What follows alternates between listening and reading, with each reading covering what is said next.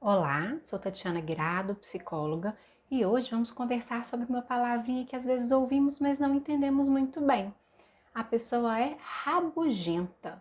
Vamos entender o que é isso? Vamos juntos!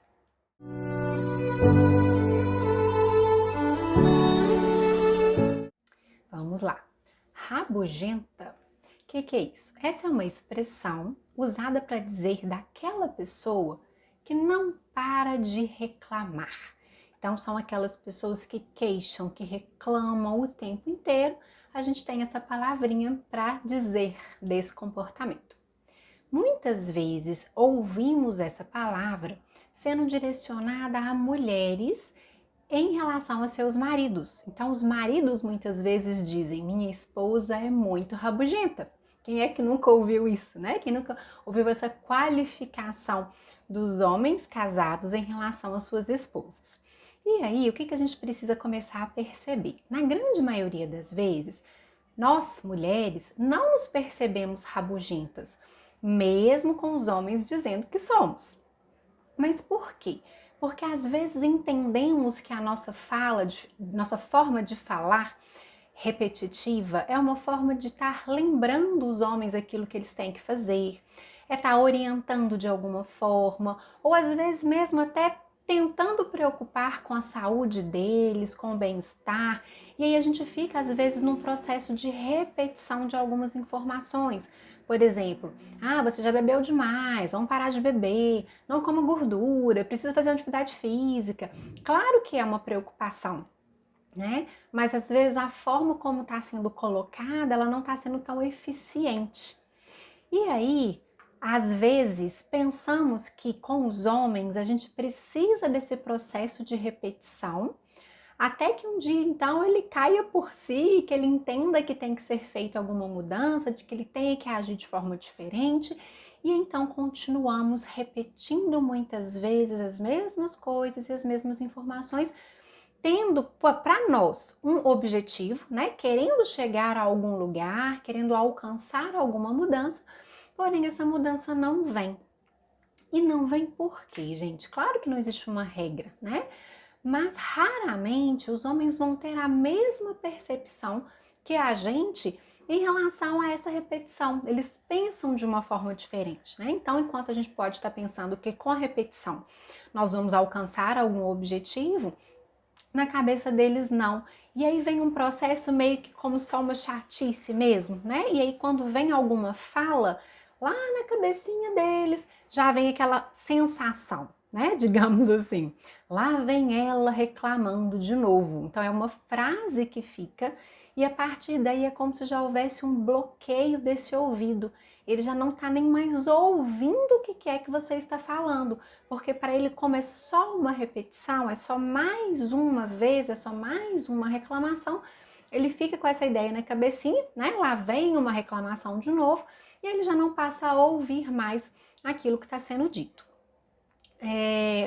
Tá, ok, sabendo disso, mas então por que as mulheres reclamam tanto? Uma das possibilidades que a gente pode estar tentando pensar para nos ajudar é que às vezes essa pessoa ela está sobrecarregada, ela está frustrada em relação a estar só dentro de casa, às vezes abandonou uma área profissional da vida para se dedicar à família. Às vezes não houve um abandono, mas teria vontade de fazer outras coisas, de se lançar para algo diferente, mas fica presa nessa questão e não dá conta, né? Fica presa nas questões domésticas e não dá conta de sair, não dá conta de fazer diferente. E aí ela fica então às vezes chateada, né, com ela mesma, com esse processo. Faz de fato muitas coisas dentro de casa, tem uma responsabilidade muito grande e dá realmente muito trabalho. E aí, a hora que chega também esse marido em casa ou os filhos, não há o reconhecimento daquilo que foi feito.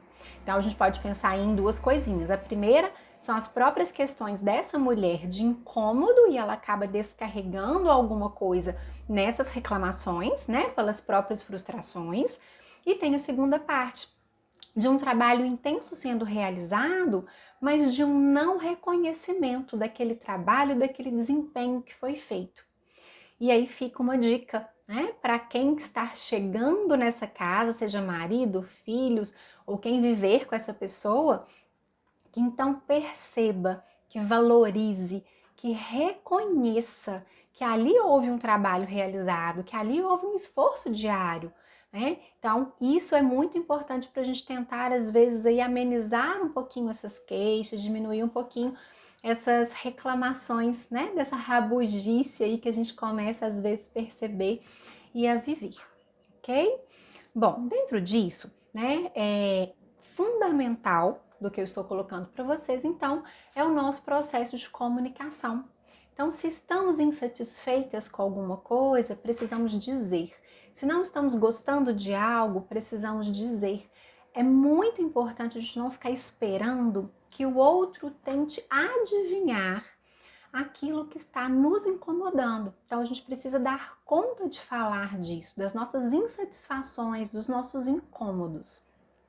E aí, vamos chamar aqui de uma técnica, né? Técnica do eu na hora dessa fala. O que quer dizer isso? É a gente se colocar enquanto nossas percepções, nossos sentimentos em relação ao que está acontecendo.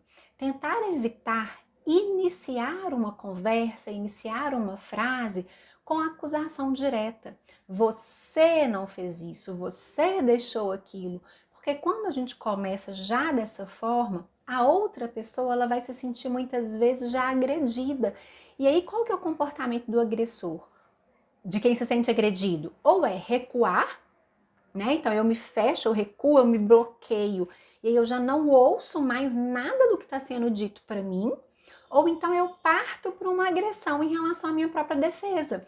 E também já não estou ouvindo mais. Então a pessoa começa a falar e eu já estou pensando como que eu vou me defender em relação a tudo aquilo e já não estou escutando mais aquela pessoa.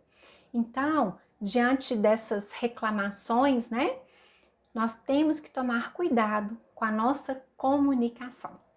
E aí a gente consegue ter uma clareza maior do que está acontecendo nas duas partes, para que a gente resolva a situação e saia desse comportamento, às vezes repetitivo, de queixar sempre as mesmas coisas, ok?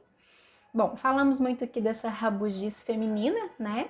Mas não quer dizer que são só as mulheres que queixam e que são repetitivas em algumas informações.